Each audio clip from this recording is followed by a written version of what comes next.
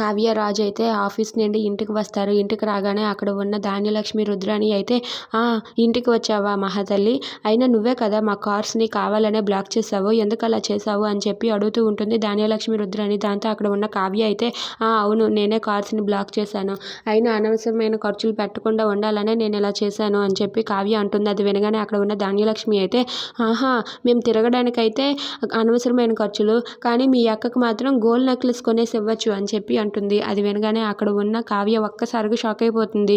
Gold necklace ఏంటి అంటే, మరి మీ అక్క గోల్డ్ నెక్లెస్ కొనుక్కుంది కదా, దానికి డబ్బులు ఎవరిచ్చారు, నువ్వే కదా ఇచ్చావని చెప్పి ధాన్యలక్ష్మి అంటుంది. అది విని అక్కడ ఉన్న వాళ్ళందరూ ఒక్కసారిగా షాక్ అయిపోతారు. ఇంతలో అటుగా స్వప్న వస్తుంది. స్వప్న రాగానే కావ్య అయితే అక్క నీకు ఆ నెక్లెస్ కొనడానికి డబ్బులు ఎక్కడవే అని చెప్పి అంటే, నువ్వే కదే చెక్ ఇచ్చావు అని చెప్పి స్వప్న అంటుంది. అది వినగానే కావ్య, రాజు, అపర్ణ ఒక్కసారిగా షాక్ అయ్యి అలా ఉండిపోతారు. ఇక కావ్యని అందరి ముందు దోషిలా నిలబెట్టి స్వప్న అయితే తను గోల్డ్ నెక్లెస్ కొనుక్కుంటుంది.